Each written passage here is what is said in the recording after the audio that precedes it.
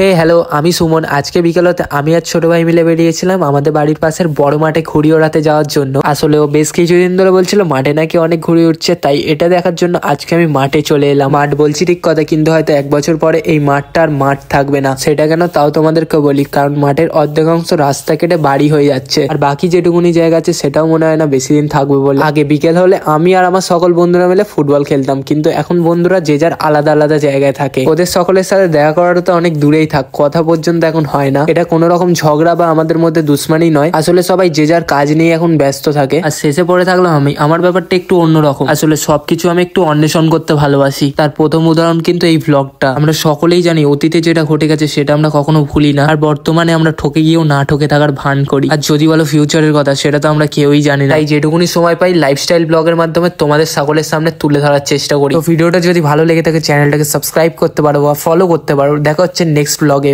By.